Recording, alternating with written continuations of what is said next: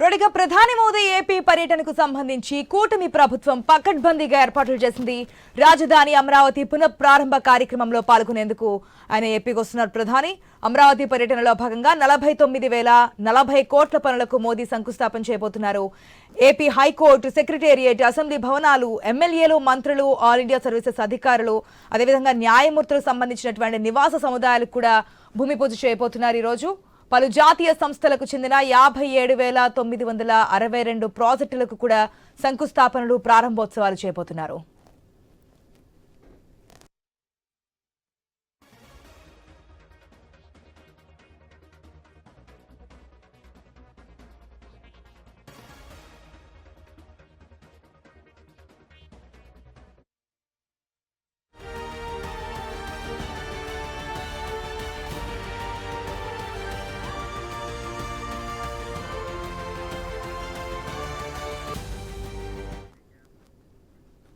మనం చూస్తున్నాం, ఏదైతే ఈరోజు 3:40 దాదాపుగా 4 గంటల ప్రాంతం నుంచి ఈ కార్యక్రమాలన్నీ కూడా స్టార్ట్ కాబోతున్నాయి. శంకుస్థాపనలు, ప్రారంభోత్సవాలు అయితే చేయబోతున్నారు. ప్రధాని మోదీ సమక్షంలో అమరావతి అంటే రాజధాని నిర్మాణ పునఃప్రారంభ పనులు అయితే ప్రారంభించబోతున్నారు.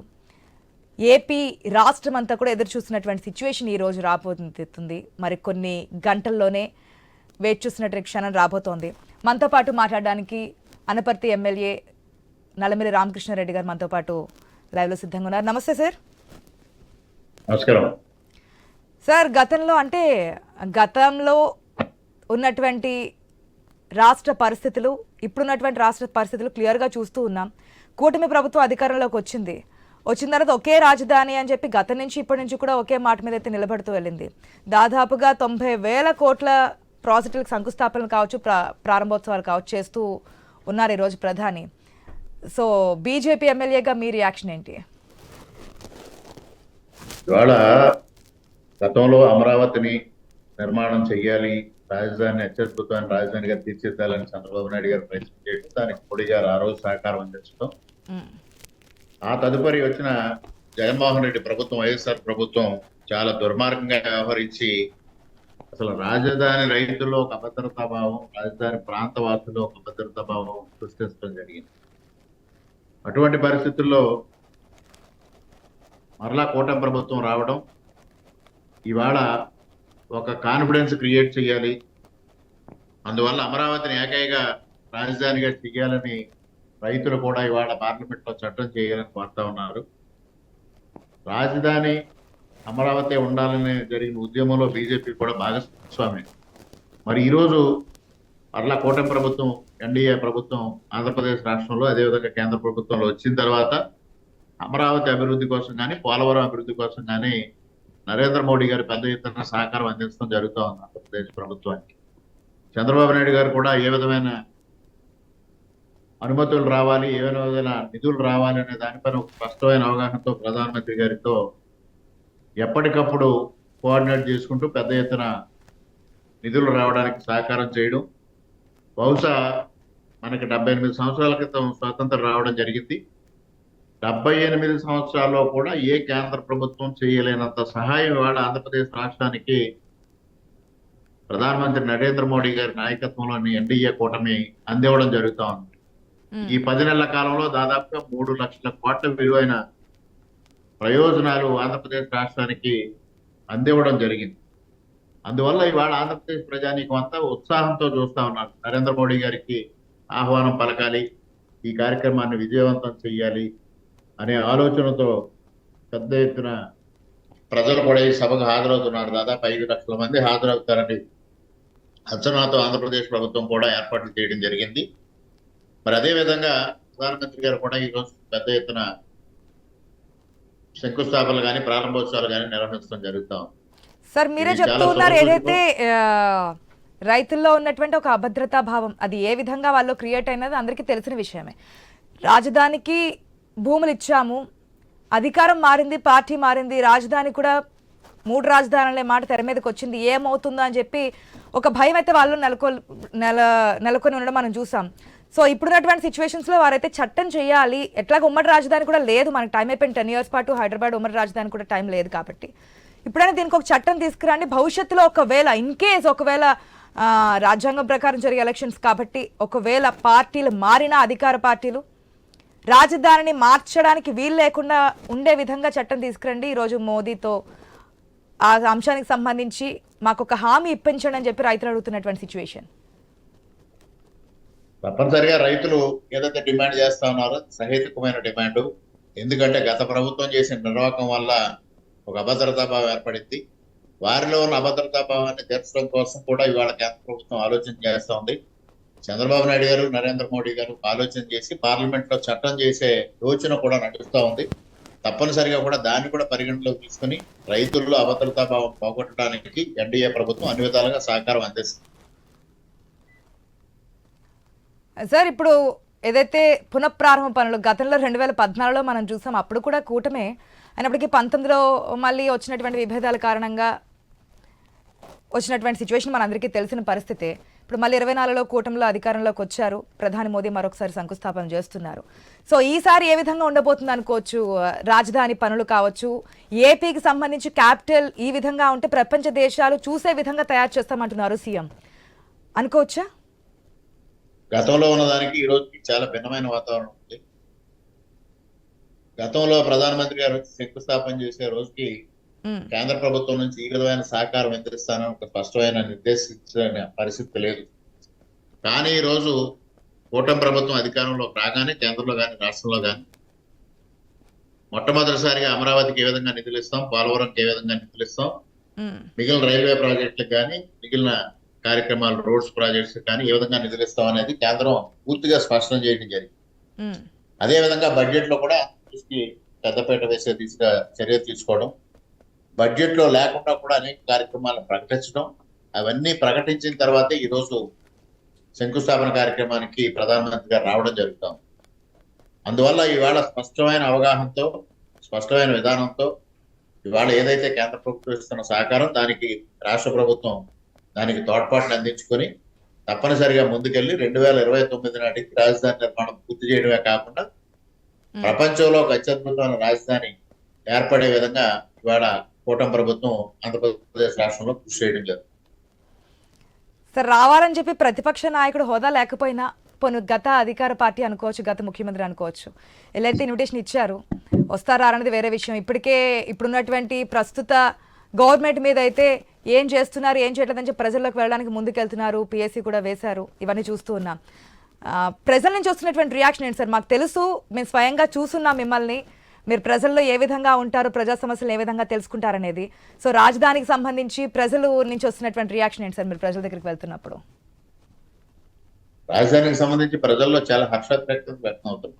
5 సంవత్సరాలుగా ఎక్కడ రాజధాని, 3 రాజధానుల కాన్సెప్ట్ ని తెర మీదకి తీసుకొచ్చి ప్రజల్ని గందరగోళ వాతావరణంలో పడేసి ఆ రోజు జగన్మోహన్ రెడ్డి ప్రజలు ఆందోళనకు గురవుతా ఉంటే ఆనందించిన ఒక సైకో. అటువంటి నేపథ్యంలో రైతులు ఆందోళన చేశారు, అమరావతి ప్రాంత ప్రజానీకం ఆందోళన వ్యక్తం చేశారు. రైతులు ఆందోళన చేస్తా ఉంటే వాళ్ళు అటువంటి అణగతొక్కుతూ తీవ్రమైన ఇబ్బందులకు గురి చేశారు. మహిళలను చూడకుండా మహిళలను కూడా తీవ్రమైన ఇబ్బందులకు గురి చేశారు. ఇటువంటి నేపథ్యంలో వారందరూ కూడా అమరావతి రాజధానిగా ఉండాలని ఆంధ్రప్రదేశ్ రాష్ట్ర ప్రజానీకం అంతా నినదించింది. దానికి అనుగుణంగానే వాళ్ళ కూటమి ప్రభుత్వాన్ని పెద్ద ఎత్తున మద్దతు ఇచ్చి గెలిపించడం జరిగింది. ప్రజల ఆకాంక్షలకి, ఆశయాలకి అనుగుణంగా ఇవాళ రాష్ట్ర ప్రభుత్వం ముందుకు వెళ్తా ఉందనేది కూడా ఈ సందర్భంగా తెలియజేస్తాం. డెవలప్మెంట్ లేదు, కేవలం స్కాముల్లో స్కీములు మాత్రం భారీగా జరుగుతున్న, ఇసుకలో కావచ్చు, ఇది కావచ్చు అని చెప్పి మీరు డైరెక్ట్ గా వెళ్తూ ఉంటారు. అవి ఎంతవరకు వాస్తవం అనుకోవచ్చు? ప్రజల్లోకి తీసుకెళ్ళని చెప్పి పిఎస్సి కమిటీని కూడా వేశారు. మీరు ప్రజల్లోకి వెళ్ళాలి, మాట్లాడాలి, కూటమి ప్రభుత్వం చేస్తున్నటువంటి అవినీతి కావచ్చు, అక్రమాలు కావచ్చు ప్రజల్లోకి తీసుకెళ్ళండి, సంక్షేమ పథకాలు ఇవ్వట్లేదు, అన్ని కూడా చెప్తూ ఉంది కదా గత అధికార పార్టీ. గత అధికార పార్టీ మాటల వరకే పరిమితం తప్పించి వారి చేతల్లో ఏం చేయించే పరిస్థితి లేదు. జగన్మోహన్ రెడ్డి గారు ఒక ఫ్యాంటసీలో ఉన్నారు. ఎన్నికల ముందు వైనాట్ 175 వ్యక్తి ఎన్నికలు అయిన తర్వాత 4 సంవత్సరాల తర్వాత నేనే ముఖ్యమంత్రిని అనే భ్రమలో ఉండి ఆ భ్రమని మిగిలిన నాయకుల పైన రుద్దే పరిస్థితి ఉంది.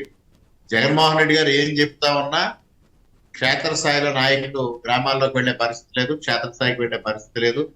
క్షేత్రస్థాయిలో ముఖ్యంగా రోడ్లు తీసుకోండి, రోడ్లు అత్యద్భుతంగా గోతులు పూడ్చి ఇవాళ ప్రయాణికులకు సౌకర్యంగా వచ్చిన తర్వాత ప్రజల్లో హర్షాతిరేకాలు వ్యక్తం అవుతాం. ప్రభుత్వం అనేది ఒక సంక్షేమమే కాదు, సంక్షేమం అభివృద్ధి మేళవించి ముందుకు తీసుకెళ్లాల్సిన పరిస్థితి ఉంది. అదే ఇవాళ కూటమి ప్రభుత్వం ఇక్కడ నిర్వహించడం జరుగుతా ఉంది. ఈ రోజు ప్రజల్లోకి వెళ్ళిన జగన్మోహన్ రెడ్డి గారికి కానీ వారి నాయకులకు కానీ అవమానాలు తప్పించి ఆదరణ ఉండదనేది కూడా ఈ సందర్భంగా స్పష్టం చేస్తాం. సార్ ఇంకొకటి, గతంలో ఎలక్షన్స్కి ముందు మీరు కూడా చాలా ఆరోపణలు చేస్తున్నారు. అనపతి నియోజకవర్గంలో వైఎస్ఆర్సీపీకి సంబంధించిన ఎమ్మెల్యే ఏ విధమైన అవినీతి చేస్తారు, ఇవన్నీ కూడా బయట పెడతామని చెప్పి ఎలక్షన్స్ టైంలో వాడివేడిగా ఆరోపణలు చేసుకున్నటువంటి సిచ్యువేషన్ మేము చూస్తున్నాం. సో అవన్నీ కూడా బయట తీసుకొచ్చే అవకాశం ఉందా? ప్రజల్లో ఆనాటి పాలకులు చేసినటువంటి తప్పులకి శిక్షలు పడే ఛాన్సెస్ కూడా కనిపిస్తున్నాయా? వెయిట్ చేస్తున్నారు ప్రజలు. ఇవాళ తప్పనిసరిగా అన్నిటి మీద ఎంక్వైరీ జరుగుతుందండి. మొదటగా ఏదైతే వైఎస్ఆర్ జనసేన కేంద్రంలో దాదాపు 7 కోట్ల రూపాయలు బ్యాంకరింగ్ చేశారో దానిపైన సంపూర్ణమైన విచారణ జరిగింది. 5 అధికారుల పైన కూడా చర్యలు తీసుకోవడం జరిగింది. దానిపైన ఇంకా డీటెయిల్ గా ఎంక్వైరీ చేస్తా ఉన్నారు. ఆ డబ్బును కూడా రికవర్ చేయాలని ఆలోచనతో ముందు పెడతా ఉన్నారు. అదే విధంగా వారు ఏదైతే గ్రావెల్ కి సంబంధించిన మైనింగ్ లో సంబంధించి అక్రమాలు చేశారో వాటిపైన ఆల్రెడీ నేను హైకోర్టులో ఉండటం, దానిపైన ప్రభుత్వం విచారణ చేపడుతుంది. అదే విధంగా ప్రధానమైనది ల్యాండ్ ఎక్విజిషన్, పేదలకి నివేశన స్థలాలు ఇస్తామనే పేరుతో ల్యాండ్ ఎక్విజిషన్ చేస్తూ దాంట్లో పెద్ద ఎత్తున అక్రమాలు జరుగుతుంది. దానిపైన కూడా ఇవాళ ఆంధ్రప్రదేశ్ ప్రభుత్వం విజిలెన్స్ ఎంక్వైరీ చేస్తా ఉంది. దానిలో కూడా అనపతి నియోజకవర్గంలో జరిగిన అక్రమాలని ప్రభుత్వం దృష్టికి తీసుకెళ్లడం జరిగింది. అన్ని అక్రమాలపైన విచారణ జరుగుతుంది. అది కూడా ఒక పద్ధతి ప్రకారం జరిగి దోషులు ఎవరైతే ఉన్నారో వాళ్ళు తప్పించుకోలేని విధంగా చట్టం పరిధిలో వారిని శిక్షించడం జరుగుతుందనే తెలియజేస్తాం. ఓకే, కేంద్రం నుంచి ఇంకా ఎటువంటి సహకారం అందే అవకాశం ఉంది సార్? యాజ్ ఎ బీజేపీ ఎమ్మెల్యేగా రాష్ట్రం డెవలప్మెంట్ గురించి, రాజధాని డెవలప్మెంట్ గురించి ఇంకా కేంద్రం నుంచి ఎటువంటి సహకారం అందే అవకాశాలు ఉన్నాయనుకోవచ్చు ఏపీకి? అనపతి నియోజకవర్గం గురించి అడుగుతున్నారు madam. State and Anaparthi state చూస్తున్నారు కదా, ఇప్పటికే ఈ 10 నెలల కాలంలో 3 లక్షల కోట్ల రూపాయల మేరకు ప్రయోజనాలు ఆంధ్రప్రదేశ్ రాష్ట్రానికి చేకూరాయి. మొట్టమొదటిగానే నేను చెప్పాను, స్వాతంత్రం వచ్చిన తర్వాత భారతదేశంలో ఏ కేంద్ర ప్రభుత్వం కూడా ఆంధ్రప్రదేశ్ కి ఇంత పెద్ద ఎత్తున సహకారం అందించలేదు. మొట్టమొదటిసారిగా నరేంద్ర మోడీ గారి నాయకత్వంలోని ఎన్డీఏ కూటమి ప్రభుత్వం, చంద్రబాబు నాయుడు గారి నాయకత్వంలోని ఆంధ్రప్రదేశ్ కూటమి ప్రభుత్వానికి పెద్ద ఎత్తున సహకారం అందిస్తా ఉంది. ఇది భవిష్యత్తులో కూడా కొనసాగుతుంది. ముఖ్యంగా విశాఖ స్టీల్ ప్లాంట్ ఏ విధంగా మనందరం ఆందోళన చేద్దాం, విశాఖ స్టీల్ ప్లాంట్ ప్రైవేట్ పరం కాకూడదని ప్రతి ఒక్కరు ఆలోచన చేస్తే జగన్మోహన్ రెడ్డి గారు ఆ రోజు ఈ విధమైన దానికి స్పందన లేని పరిస్థితి చూసాం. ఇవాళ కూటమి ప్రభుత్వం వచ్చిన తర్వాత దానికి ఒక ప్యాకేజ్ ఇచ్చి రివైవ్ చేయడానికి ప్రయత్నం జరుగుతూ ఉంది. రివైవ్ చేయడానికి కూడా కేంద్ర ప్రభుత్వం అంటారు. అదేవిధంగా అమరావతి కానీ పోలవరం కానీ నిధులు ఇచ్చి వాటిని సంపూర్ణంగా పూర్తి చేయాలనే ఆలోచనతో ముందుకు వెళ్ళడం జరుగుతాం. ఇవాళ విశాఖ రైల్వే జోన్ ని సెంటిమెంట్, ఆంధ్రప్రదేశ్ ప్రజానికి ఒక సెంటిమెంట్ ని గౌరవించి మరలా దాన్ని పునఃప్రారంభించుకునే పరిస్థితి, ఇవాళ అమరావతిని పట్టాలెక్కించే పరిస్థితి, పోలవరం పూర్తి చేసే పరిస్థితి, ఆంధ్రప్రదేశ్ లో రోడ్ల అభివృద్ధి కోసం కూడా పెద్ద ఎత్తున కేంద్ర ప్రభుత్వం సహకారం అందిస్తాం. ఇంత పెద్ద ఎత్తున ఆంధ్రప్రదేశ్ రాష్ట్రానికి సహకారం అందుతా ఉంది ఇవాళ కేంద్ర ప్రభుత్వం అనేది తెలియజేస్తాం. Okay sir, thank you so much Nallamilli Ramakrishna Reddy గారు. మీ ఆధ్వర్యంలో ఎన్డీఏ కూటమి ప్రభుత్వ ఆధ్వర్యంలో ఏపీ డెవలప్మెంట్ ఇంకా బాగా జరగాలి, ప్రభుత్వం నుంచి అంటే కేంద్ర ప్రభుత్వం నుంచి ఇంకా నిధులు రావాలని చెప్పి ప్రజలు కూడా కోరుకుంటున్నారు. ఎందుకంటే క్యాపిటల్ లైన్ సిటీగా ఇప్పటి వరకు రాష్ట్రం అనేది అభివృద్ధికి నోచుకునే సిచ్యువేషన్ నుంచి ఇప్పుడు అడుగులు పడుతూ ఉన్నాయి డెవలప్మెంట్ వైపు. ఇంకా అడుగులు పడాలి, రాష్ట్రం డెవలప్మెంట్ జరగాలని చెప్పి కోరుకుంటున్నాం. Thank you so much sir.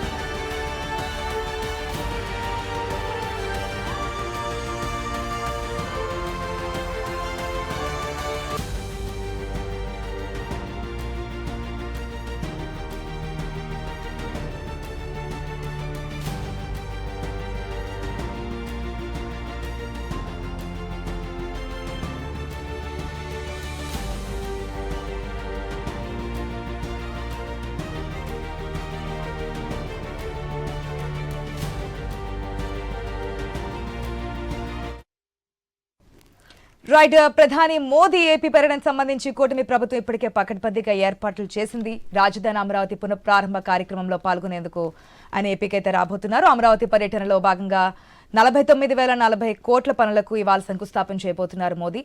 అదేవిధంగా ఏదైతే భవనాల సముదాయాలకు కూడా భూమి పూజ చేయబోతున్నారు. దీనికి సంబంధించి జాతీయ రహదారులు కావచ్చు, ప్రాజెక్టులు కావచ్చు, ఇది 57,962 కోట్లకు సంబంధించి కూడా శంకుస్థాపనలు ప్రారంభోత్సవాలు చేయబోతున్నారు ఈరోజు ప్రధాని మోదీ. దాదాపుగా 95,000 కోట్ల రూపాయలకు సంబంధించి భూమి పూజలు కావచ్చు, శంకుస్థాపనలు ప్రారంభోత్సవాలు చేయబోతున్నారు. మనం చూస్తున్నాం, ఎప్పుడెప్పుడా అని ఎదురు చూస్తున్నారు. అమరావతి రైతులే కాదు, ఏపీ ప్రజలు కూడా వెయిట్ చేస్తున్నటువంటి సిచ్యువేషన్ మనం చూస్తూ ఉన్నాం.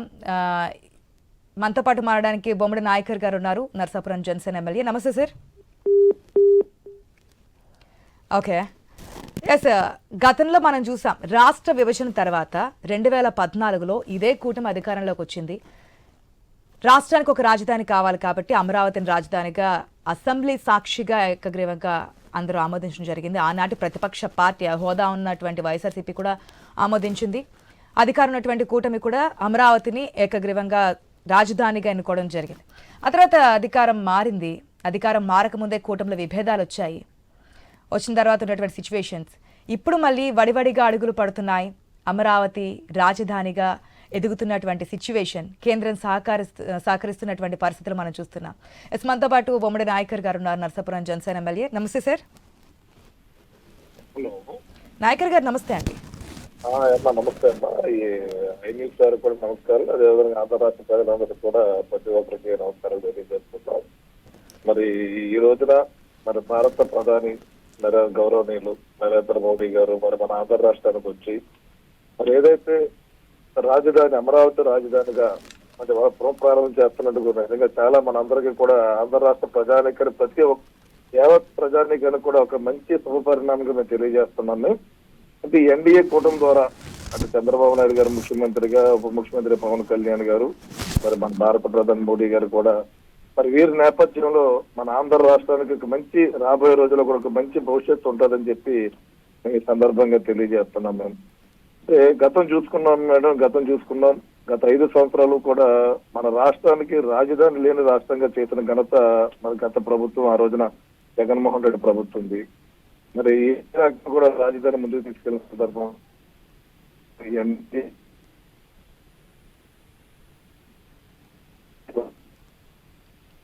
నాయకర్ గారు చెప్పండి.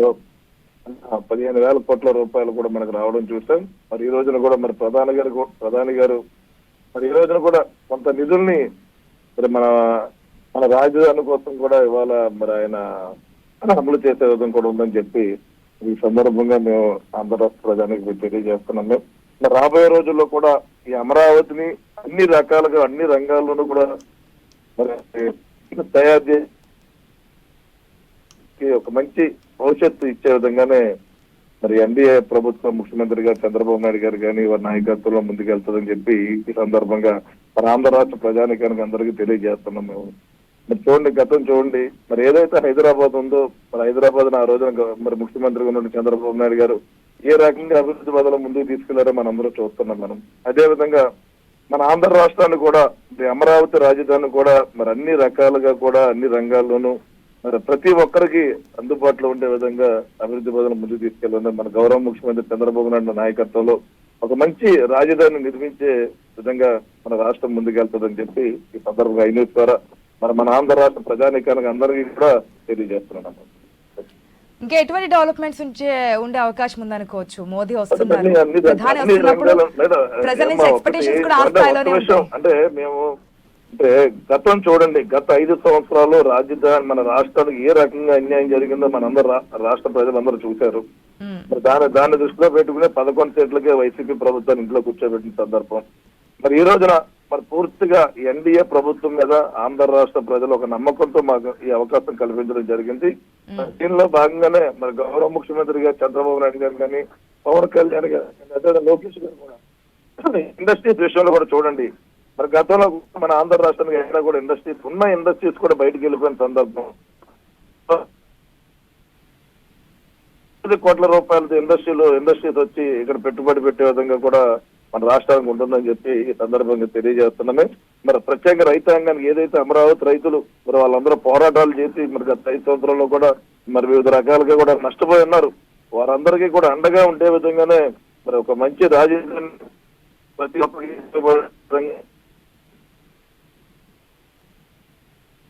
తెలియజేస్తాను.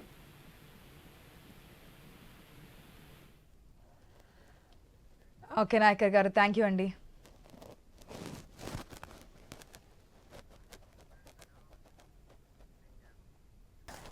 ఈరోజు ప్రధాని మోదీ రాబోతున్నారు. అమరావతి పునర్నిర్మాణ పనులకు శంకుస్థాపనలు, ప్రారంభోత్సవాలు చేయడానికి మరికొన్ని గంటల్లోనే. దీనికి సంబంధించి అన్ని ఏర్పాట్లు చేశారు. సభా వేదిక పైన కావచ్చు, సభ వేదిక ముందు కావచ్చు, రాజధాని రైతులకు ప్రత్యేక గ్యాలరీని కూడా ఏర్పాటు చేశారు. అదేవిధంగా 5 లక్షల మంది జన సమీకరణ ద్వారా రాష్ట్ర డెవలప్మెంట్ ఏ విధంగా ఉంటుంది ఏంటనే విధానాన్ని తెలియజేయడానికి అయితే ముమ్మర ప్రయత్నాలు ఏర్పాట్లు చేసినటువంటి సిచ్యువేషన్ మనం చూస్తున్నాం. అదేవిధంగా వచ్చినటువంటి ప్రజలకు కూడా ఎక్కడ ఆటంకాలు లేకుండా అవాంఛనీయ ఘటనలు, అవాంఛిత ఘటనలు ఏది చోటు చేసుకోకుండా ఉండే ఏర్పాట్లు కూడా చేసినటువంటి సిచ్యువేషన్. తొక్కిసలాటలు కావచ్చు, ఎటువంటి ఘటనలు కావచ్చు చోటు చేసుకుండా ఉండే, సురక్షితంగా వారి ఇంటికి వెళ్లే విధంగా అయితే యాక్షన్ తీసుకున్నటువంటి సిచ్యువేషన్ మనకు కనిపించింది. ఇట్లా బుచ్చే చౌదరి గారు నా రాజమండ్రి ఎమ్మెల్యే. నమస్తే సార్. బుచ్చే చౌదరి గారు నమస్తే అండి. హలో హలో బుచ్చే చౌదరి గారు నమస్తే సార్. నమస్తే అమ్మా. బుచ్చే చౌదరి గారు, మీరు చాలా సీనియర్ లీడర్స్, అనేక రాజకీయ నాయకులకు సంబంధించి లేదంటే రాజకీయ పార్టీలకు సంబంధించి అనుభవం మీలో చూసాం మేము. ఈరోజు అమరావతి పునర్నిర్మాణ పనులు జరగబోతున్నాయి. ఏపీకి ఏకైక రాజధాని, శాశ్వత రాజధానికి అడుగులు పడుతున్నటువంటి సందర్భం. ఏపీ రాష్ట్ర ప్రజలు ఎంతో ఆనందంగా ఎదురు చూస్తున్నటువంటి సందర్భం రాబోతోంది. ఇంకా ఎటువంటి హామీలు వచ్చే అవకాశం ఉందనుకోవచ్చు కేంద్రం తరపు నుంచి? గతంలో మనం చూస్తున్నాం ఏది కూడా శాశ్వత భవనాలు కాదు, ఇంత ఖర్చు పెడుతున్నారు, రాజధానికి అవసరమనే కామెంట్స్ కూడా మనం వినున్నాం. అటువంటి రాజధాని ఈ రోజు ఏ విధంగా రూపాంతరం చెందుతుందో మనం చూస్తున్నాం. సో ఇంకా ఏ విధంగా డెవలప్ అయ్యే ఛాన్సెస్ ఉన్నాయి భవిష్యత్తులో? ఇప్పుడు భారతదేశ వ్యాప్తంగా ప్రధాన నగరాలు చూసినప్పుడు ఒకప్పుడు దక్షిణ భారతదేశానికి అంతా ఏకైక నగరం చెన్నై ఉండేది. ఆ తర్వాత మనం రాష్ట్రాలు విడిపోయిన తర్వాత మనం హైదరాబాద్కి వచ్చాం, బెంగళూరు, అటు తిరువనంతపురం, అలాగే 4 భాషా ప్రయుక్త రాష్ట్రాలు వచ్చాక ఆ ప్రాంతాలు అభివృద్ధి చెందాయి. అలాగే ఆర్థిక వనరులు సమీకృతంగా ఉన్న ప్రదేశాలు ఉన్నాయి. ఇప్పుడు కలకత్తా ఉంది, అలాగే ఢిల్లీ ఉంది, బొంబాయి ఉంది. ఇవన్నీ కూడా ఇండస్ట్రియల్ గ్రోత్ కారిడార్లుగా, ఎకనామిక్ జోన్లుగా బాగా అభివృద్ధి చెందడంలో ఆ రాష్ట్రాలు కూడా మేలు జరుగుతుంది. మహారాష్ట్రకి బాంబే వల్ల, ఢిల్లీ, హర్యానా చుట్టుపక్కలంతా కూడా ఢిల్లీ వల్ల మేలు జరుగుతుంది. చెన్నై వల్ల తమిళనాడుకి, బెంగళూరు, కర్ణాటక మేలు జరుగుతుంది. ఆంధ్రప్రదేశ్కి వచ్చేటప్పటికి వివిధ పరిస్థితుల్లో మనం వివిధ చెన్నై నుంచి విడిపోయి వచ్చిన తర్వాత కర్నూలు నుంచి హైదరాబాద్కి వెళ్ళాక హైదరాబాద్ గ్రూప్ కారిడార్గా డెవలప్ చేస్తున్నాం మనం. దాని పరిస్థితి ఒక మహానగరం ఏర్పాటైంది. ఇవాళ హైదరాబాద్ ఒక మహానగరంగా తయారైపోయింది. దానికి రకరకాలుగా టూరిజంలో కావచ్చు, మెడికల్ హబ్గా కావచ్చు, చదువుల విషయంలో కానీ అన్నింటిలోనే అభివృద్ధి చెందుతూ ఉంది. ఆర్థికంగా బలపడింది, ఐటీ కేంద్రంగా ఉంది, ఫార్మస్యూటికల్ కేంద్రంగా ఉంది. ఆంధ్రప్రదేశ్ లేదు, వ్యవసాయ కేంద్రంగానే ఉంది, కానీ పారిశ్రామిక అభివృద్ధి కానీ ఏది లేని పరిస్థితుల్లో విభజన వల్ల నష్టపోయాం. విభజన చట్టంలో చెప్పినవి కూడా అమలు కానంలో నష్టపోయాం. ఇవాళ ఒక మహానగరం ఏర్పాటాల్సిన అవసరం ఉంది. వలసలు పోతున్నారు, ఆంధ్రప్రదేశ్ నుంచి వలసలు పోతున్నారు చదువుకున్న విద్యార్థులు కానీ అనేక సామాజిక వర్గాలు వృద్ధుల కోసం ఇతర ప్రాంతాలకు పోయే పరిస్థితి మారాలంటే అభివృద్ధి చెందాలి. ఇవాళ గతంలో ప్రయత్నం జరిగింది. చంద్రబాబు గారు విభజన తర్వాత అమరావతిని కేంద్రంగా అభివృద్ధి చేద్దాం, విశాఖను అభివృద్ధి చేద్దాం, వివిధ ప్రాంతాలకు వివిధ కేటాయింపులు చేసి సమగ్ర అభివృద్ధి చేయగా ముందుకెళ్ళాం. దురదృష్టవశాత్తు గత ప్రభుత్వంలో జగన్మోహన్ రెడ్డి చేసిన నిర్వాహకం వల్ల మొత్తం దెబ్బతినిపోయింది. అభివృద్ధి కొట్టుబడిపోయింది. 3 రాజధానుల ముచ్చట ముగిసిపోయింది. ఇవాళ మరలా మొదలు పెట్టుకున్నాం.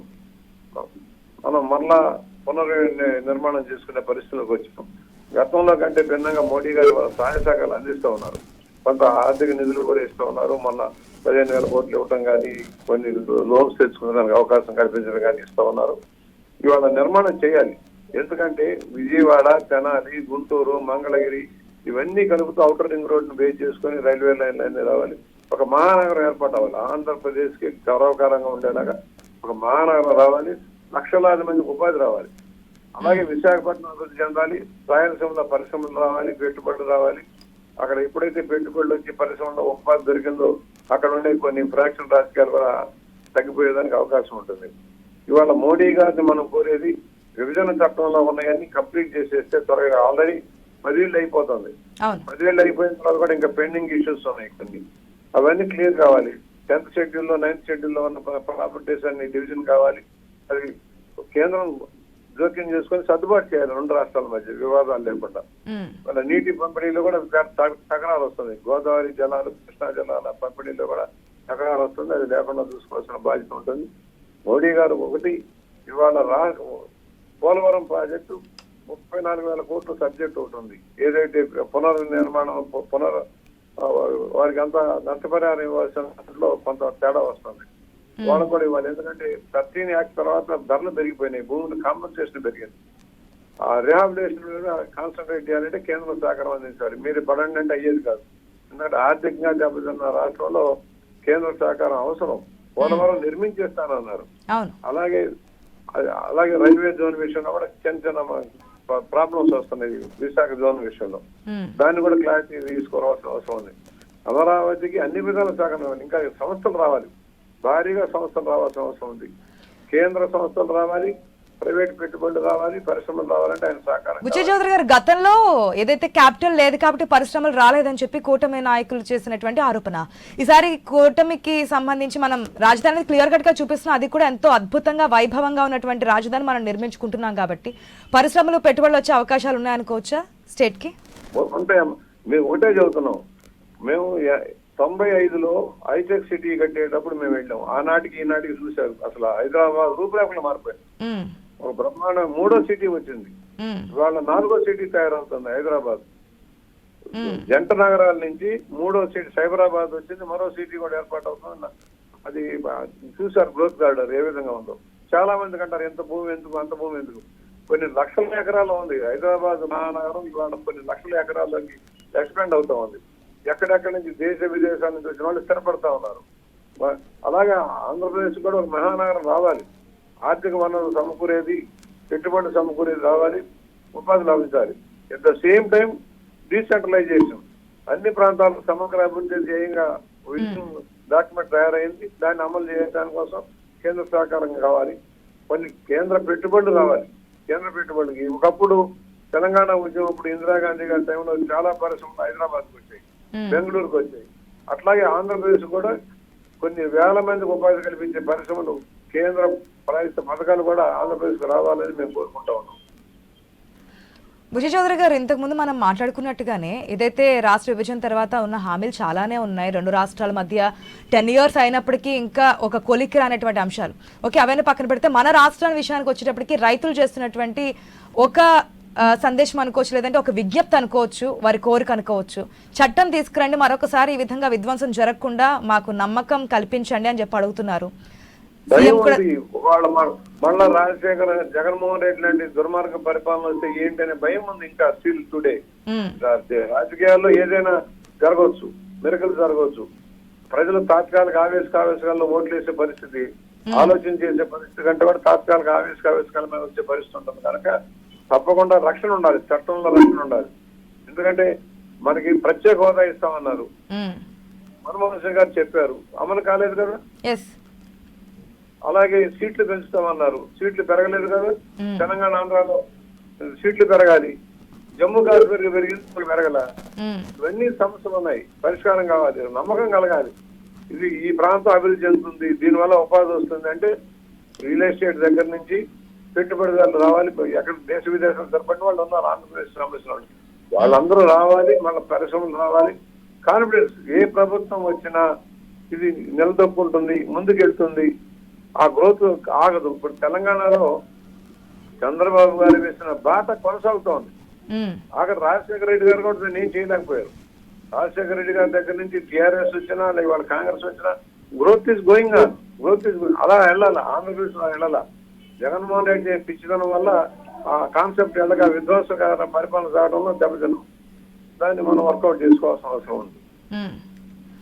ఫైనల్ గా బుచ్చయ్య చౌదరి గారు, ఫైనల్ గా ప్రజలు మీ మీద పెట్టుకున్నటువంటి నమ్మకం చాలా పెద్ద మొత్తంలో, ఎందుకంటే 151 భారీ మెజారిటీ అనుకుంటే అంతకు మించి 164 స్థానాలు కూటమి ప్రభుత్వానికి ఇచ్చారు.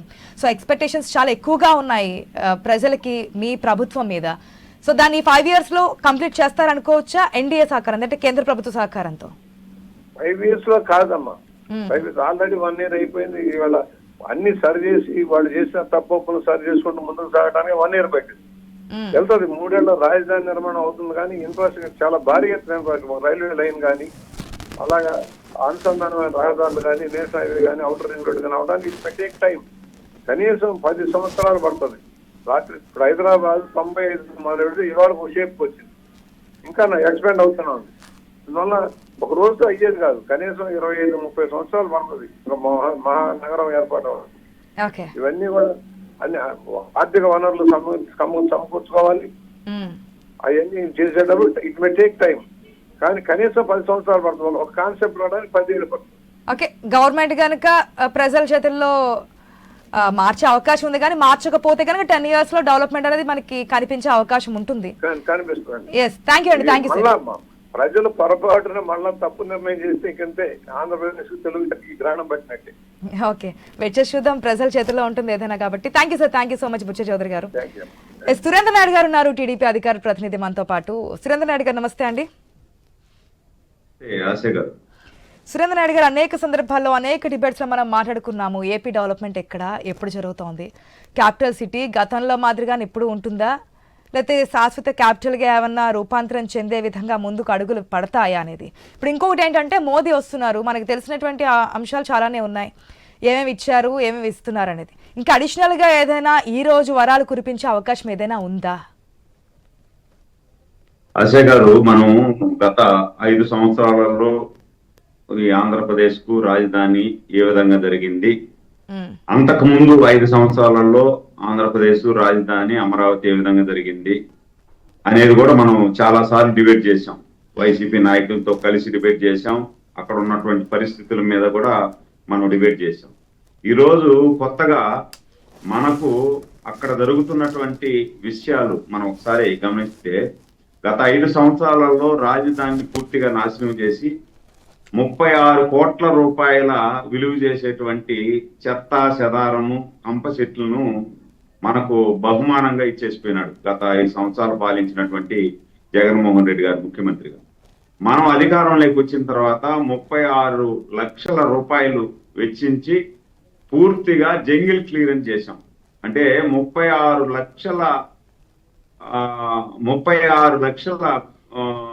రూపాయలు 36 కోట్ల రూపాయలు ఖర్చు చేసేటువంటి జంగిల్ని ఆయన తయారు చేసినాడు రాజధానిలో. అంటే మనం దాన్ని బట్టి అర్థం చేసుకోవాలి గత 5 సంవత్సరాల్లో రాజధాని ఏ విధంగా నాశనం అయిపోయింది అనేది. వాళ్ళు చెప్పినట్టే గత 5 సంవత్సరాలలో నా రాజధాని అంటే మన రాజధాని ఒక దెయ్యాల నగరం, అదే విధంగా ఒక శ్మశానం.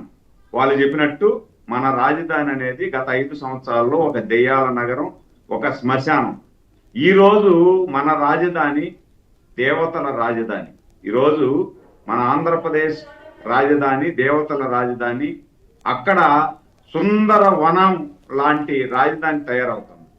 హెచ్ఓడి బిల్డింగ్స్ కానీ, ఎమ్మెల్యేల బిల్డింగ్స్ కానీ, ఎమ్మెల్సీల బిల్డింగ్లు కానీ, హైకోర్టు కానీ, ఇవన్నీ కూడా పునఃప్రారంభమై అద్భుతమైనటువంటి నగరంగా రూపుదిద్దుకొని, ఏదైతే రైతులు నమ్మకం పెట్టి ప్రభుత్వం మీద ఆశతో నా రాష్ట్రానికి రాజధాని లేదు, ఓకే నమ్మకం లేదు, రాజధాని కోసం రైతులు ఇచ్చారు, మరి రైతులకు ఇచ్చినటువంటి హామీలు మీరు ఎప్పుడు అమలు చేస్తారు?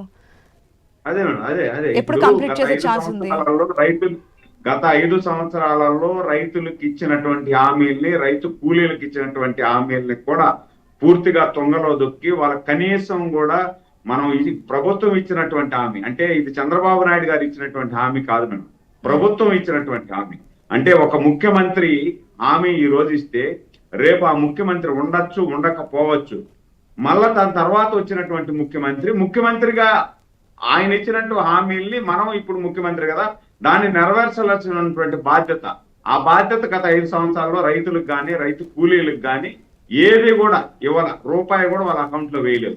కనీసం అక్కడ రైతులకి ఫ్లాట్లు డెవలప్మెంట్ చేసి వాళ్ళు ప్రభుత్వం మీద పెట్టుకున్నటువంటి నమ్మకాన్ని ఒమ్ము చేయకుండా మీ భూములన్నీ కూడా మేము డెవలప్ చేశాము, మీకు ఈ భూములు ఇస్తున్నాము, దీన్ని మీరు అమ్ముకోండి అని చెప్పడానికి కూడా డెవలప్మెంట్ చేసి ఇవ్వాలి.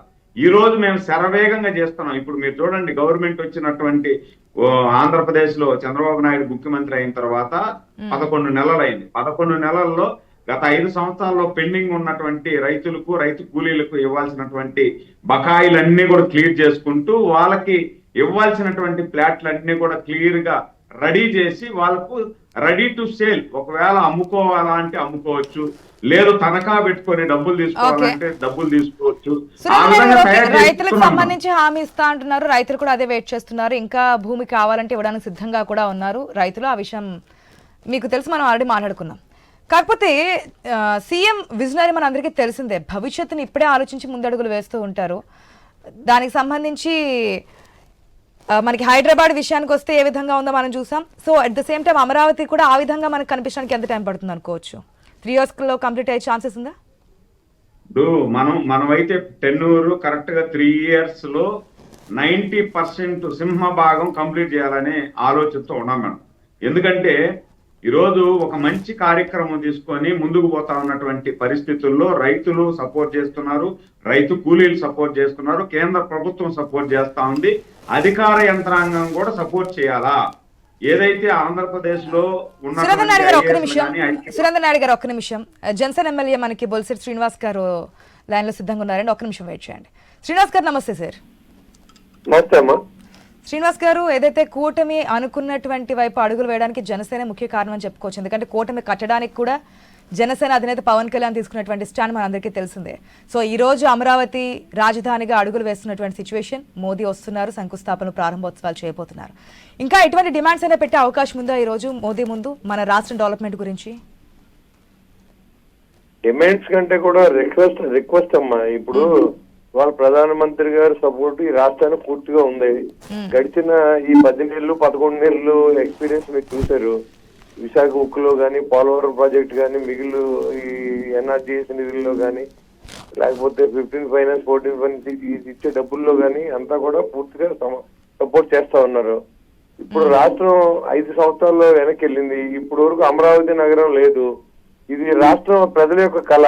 ఈ అమరావతి నగరం నిర్మించుకుంటే రాజధాని అనేది ఉంటే కొంత ఇన్కమ్ సోర్సెస్ పెరిగే అవకాశం ఉంది. కాబట్టి దీన్ని ఖచ్చితంగా ఇది మంచి కార్యక్రమంగా ఆంధ్ర రాష్ట్ర ప్రజలందరూ కూడా ఇక్కడ ఈ కార్యక్రమానికి రావడం, ఇదంతా డిమాండ్ కంటే కూడా అందరూ రిక్వెస్ట్ చేస్తారు. మా రాష్ట్రాన్ని అభివృద్ధిలో మీరు కూడా సహకరించమని అడుగుతారు. అది అంటే ఓకే, మనం రిక్వెస్ట్ చేసినా కేంద్ర ప్రభుత్వం నుంచి వస్తూనే ఉన్నాయి. ఇంకా ఏదైనా ఈ రోజు మనం ఎక్స్పెక్ట్ చేయొచ్చా అనేది, రాజధానికి సంబంధించి కావచ్చు, రాష్ట్రానికి కావచ్చు? అంటే రాష్ట్రానికి కావలసినటువంటి నిధులు ఇంకా పోలవరం త్వరితగతిన పూర్తి చేయాలనేది, ఈ అమరావతి నగరానికి ఇంకా కొంచెం నిధులు కావాలంటే అని అడుగుతారు. అదే విధంగా మరి చట్టం గురించి కూడా ఏదైనా క్లారిటీ వచ్చే ఛాన్స్ ఉందండి? ఏదండి? చట్టం కావాలని అడుగుతున్నారు కదా రైతులు, అమరావతి ఏకైక రాజధానిగా ఉండాలి. అది మరి అక్కడ తెలియాలమ్మా. నాకైతే ఇంకా ఏం తెలియదు. వెళ్తున్నాం, ఇప్పుడు ఎలిపేట దగ్గరికి వెళ్ళాలి. నేను ఇంకా ఆంటీ వేలో ఉన్నాం. ఏం మాట్లాడతారనేది ఇంకా ఎక్కడ ఎవరికి తెలియదు. అంటే ఎవరు మాట్లాడుకున్నది కానీ ఎక్స్పెక్టేషన్స్ కానీ ఏమి లేవు. ఎందుకంటే ఒక పక్కన యుద్ధం జరుగుతుందేమో అనే దాంట్లో ఉన్నారు అందరూ.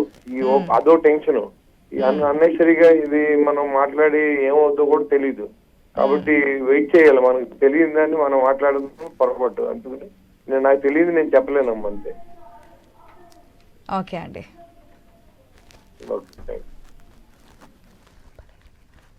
సురేంద్ర నాయుడు గారు, హలో. ఇప్పుడు రైతులకి కవులు కూడా, అంటే మనకు ఈ భూములు ఇచ్చినటువంటి రైతులకి మనం ప్రతి ఏటా కౌలులు ఇస్తామని చెప్పి 10-15 సంవత్సరాల కౌలులు ఇస్తామని చెప్పి మనం ఆ రోజు మాట ఇవ్వడం జరిగింది. ఆ కౌలు కూడా గత 5 సంవత్సరాలలో వాళ్ళు పోరాటం చేస్తే ఒక్కసారి వేశారు, ఆపేశారు.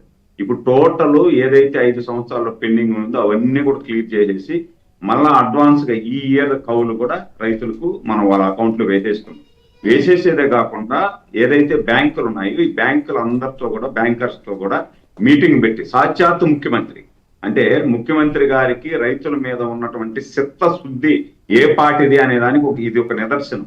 బ్యాంకర్లతో మీటింగ్ పెట్టి ఈ రైతులు మన బాగు కోసం, మన బిడ్డల భవిష్యత్తు కోసం, మన రాజధాని కోసం త్యాగం చేసినటువంటి రైతులు భూములు ఇచ్చారు.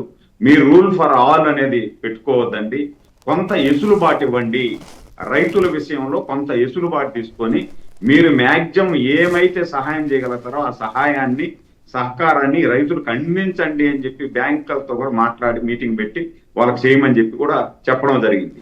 దాంతో పాటు ఏదైతే ఈ రోజు గత 5 సంవత్సరాలు అంటే 1600 రోజులు అనుకుంటారు నాకు తెలిసి, సబ్జెక్ట్ టు కరెక్షన్, 1600 రోజులు నిర్విరామంగా ప్రపంచంలో ఎక్కడా ఎరుగినటువంటి పోరాటం ఆంధ్రప్రదేశ్ రైతాంగం, అమరావతి రైతాంగం చేశారు పోరాటం. అక్కడ ఆ రైతుల పోరాటంలో చాలా మంది అసూలు బాశారు.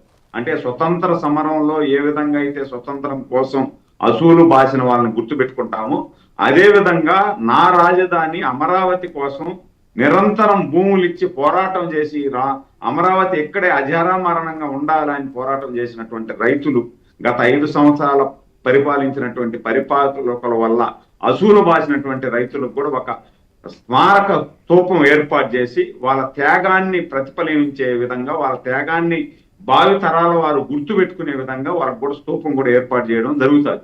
దాంతో పాటు ఏదైతే రాజధాని లో ఉన్నటువంటి అక్కడ మన ఎయిర్పోర్ట్ కానీ, అదేవిధంగా క్రికెట్ స్టేడియం కానీ, బుల్లెట్ ట్రైన్ లాంటి హై స్పీడ్ ట్రైన్లు కానీ, అటు రాజధాని నుండి తెలంగాణకు కానీ, అటు బెంగళూరు కానీ, ఇటు చెన్నైకి కానీ, ఇటు కుప్పం వరకు కూడా కనెక్టివిటీ ఉండేటట్టుగా ఈ కనెక్టివిటీ రోడ్లకు అన్నిటికీ కూడా నాకు తెలిసి ఈరోజు ప్రధాని మోడీ గారు 8,000 కోట్ల రూపాయలు పనులు కూడా ప్రారంభించేదానికి అనుమతి కూడా ఇవ్వబోతున్నారు అనేది నాకున్నటువంటి సమాచారం. అంటే మోడీ గారు ఈ రోజు మనం అడగాల్సిన పని లేదు, ఆయన కూడా తెలుసు గత 5 సంవత్సరాలు ఈ ఆంధ్రప్రదేశ్ రాజధాని ఏ విధంగా ఇబ్బంది పడింది. గతంలో మనం కూడా ప్రధానమంత్రి అభ్యర్థిగా తిరుపతికి వచ్చినప్పుడు వెంకటేశ్వర స్వామి సాక్షిగా తిరుపతి సభలో ఢిల్లీని తలదన్నే రాజధాని మనం నిర్మించిస్తామని చెప్పి మోడీ గారు చెప్పారు. అదే విధంగా మోడీ గారు ఈ రోజు రైట్, ఏపీ ప్రజలు ఎప్పటి నుంచో కంటున్నటువంటి కళ ఏపీకి ఒక క్యాపిటల్ కావాలి, దీనికి సంబంధించి ఎన్నో విమర్శలు వచ్చాయి. అయినప్పటికీ కూడా శాశ్వత రాజధానికి ఏకైక రాజధానిగా అమరావతికి ఈ రోజు శంకుస్థాపనలు ప్రారంభోత్సవాలు చేయడానికి ప్రధాని మోదీ అయితే రాబోతున్నారు. మనతో పాటు మాట్లాడడానికి బాలకోటే గారు ఉన్నారు అమరావతి జేఏసీ నుంచి. నమస్తే బాలకోటే గారు. నమస్తే ఆశా గారు. బాలకోటే గారు, చాలా హ్యాపీగా ఉన్నారు. ఈ రోజు గురించి ఎప్పటి నుంచో వెయిట్ చేస్తున్నారు, ఎన్నో రోజులు పోరాటం చేశారు, పోరాటానికి ఫలితం అయితే లభించినట్లు కనిపిస్తోంది క్లియర్ కట్గా. ప్రధాని వస్తున్నారు, శంకుస్థాపనలు ప్రారంభోత్సవాలు చేయబోతున్నారు, అమరావతి రూపురేఖలు మారబోతున్నాయి. ఏంటి మీ రియాక్షన్? ఆశా గారు, దేశ ప్రధానిగా మోడీ గారు అమరావతి రావడాన్ని ఆహ్వానిస్తున్నాం. అమరావతి పనుల పునఃప్రారంభోత్సవ వైభవానికి స్వాగతిస్తున్నాం. గత 5 ఏళ్ల పరిపాలనని పోల్చి చూసుకుంటే మనకంటూ ఆంధ్రప్రదేశ్ కంటూ ఒక రాజధాని ఉంది అని చెప్పి సగౌరవంగా కేంద్ర రాష్ట్ర ప్రభుత్వాలు ప్రకటిస్తున్న ఈ సందర్భాన్ని తప్పనిసరిగా రాష్ట్ర ప్రజలు దీవించాల్సిన అవసరం ఉంది. 2 అంశాలు ఏంటంటే, ఒకటి ఆశా గారు, ఎవరు అంగీకరించినా అంగీకరించకపోయినా రాజకీయాల కళ్ళద్దాలని కళ్ళకి తీసి చూసి రాజధాని అమరావతికి రైతులు భూములు ఇవ్వటం ఒక కొత్త చరిత్ర. అలాంటి అమరావతిని రక్షించుకోవటానికి 1631 రోజులు ఉద్యమం చేయటం మరో కొత్త చరిత్ర. ఈ 2 చరిత్రలను తెలుగు నేల బతికున్నంత వరకు మరువదు, మర్చిపోలేదు. ఈ రాజధాని కోసం కొట్లాడిన, లేదా ఈ రాజధాని కోసం త్యాగం చేసిన, ఈ రాజధాని కోసం వసూలు బాసిన అందరూ కూడా తెలుగు తల్లి చరిత్రలో సువర్ణ లిఖిత అధ్యాయంగా నిలిచిపోతారు. కాకపోతే ఇప్పుడు మేము కోరేది ఏంటంటే, దేశ ప్రధాని మరోమారు 2వసారి అమరావతికి వస్తున్న సందర్భంగా రాష్ట్ర ప్రజలను ఉద్దేశించి అమరావతికి ఏదైనా స్పష్టమైన హామీనో ప్రకటనో చేయాల్సిన అవసరం దేశ ప్రధాని మీద ఉంది. ఎందుకంటే గతంలో 2015 అక్టోబర్ 22వ తారీఖున ఇదే అమరావతిలో శంకుస్థాపన కార్యక్రమానికి మోడీ గారు వచ్చారు. మళ్ళీ 10 ఏళ్ల తర్వాత ఇప్పుడు పునఃపనుల ప్రారంభోత్సవానికి వస్తున్న సందర్భంలో మోడీ గారి మీద కూడా ఒక పెద్ద విమర్శ ఉంది ఆంధ్ర రాష్ట్రం మొత్తం కూడా. నాడు అమరావతికి మోడీ గారు ఏమి ఇచ్చారు, ఏం తెచ్చారు అని ఒక ప్రశ్న ఉంది. ఈ యొక్క ప్రశ్నను కూడా ఆయనే సమాధానం పరుచుకోవాలి. ఎందుకంటే ఇది విభజన చట్టం. రాష్ట్ర రాజధాని అమరావతి కట్టుకోవాలని ఏ పార్టీ భావించలా, ఏ చంద్రబాబు నాయుడు గారు భావించలా, ఏ రైతులు భావించలా. ఒక విభజన చట్టం అంటే ఒక రాష్ట్రాన్ని విభజిస్తే ఉన్న హైదరాబాద్ ఒక రాష్ట్రానికి పరిమితం అయితే కొత్తగా నూతన రాజధాని నిర్మించుకోవాల్సిన బాధ్యత ఆంధ్ర రాష్ట్రం మీద పడింది. ఆ సందర్భంగానే అమరావతి పుట్టింది. కాబట్టి దీనికి కేంద్ర ప్రభుత్వం తన చట్టాల ద్వారా రక్షణ భాగ్యాన్ని కలుగు చేయాలి, తన నిధుల ద్వారా సహాయ సహకారాలు అందించగలగాలి. ఎందుకంటే విభజన చట్టంలోనే మాకు వచ్చిన ఆంధ్రప్రదేశ్కి వచ్చిన హక్కులు రెండు, ఒకటి అమరావతి, రెండు పోలవరం. రాజధాని నిర్మాణానికి నిధులు ఇవ్వాల్సిన బాధ్యత కేంద్రం మీద ఉంది, పోలవరం పూర్తి చేయాల్సిన బాధ్యత కేంద్రం మీద ఉంది.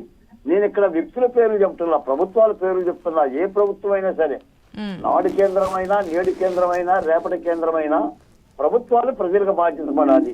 నేను ఒకటే కోరుతున్నానండి ఆశా గారు, నేను మీ స్టూడియోకి వచ్చినోడిని, మీ దగ్గర గురించి మనం డిబేట్ చేసిన వాళ్ళం. నేనేమంటానంటే అమరావతి అనే రాజధానిని రాజకీయాల బలిపేట మీద బలి చేయొద్దు. ఒకవేళ ఏదన్నా ఇతర రాజకీయ పార్టీలకి సలహాలు ఇవ్వాలన్నా, సజెషన్లు ఇవ్వాలన్నా అవి ప్రభుత్వానికి అందజేయాలి.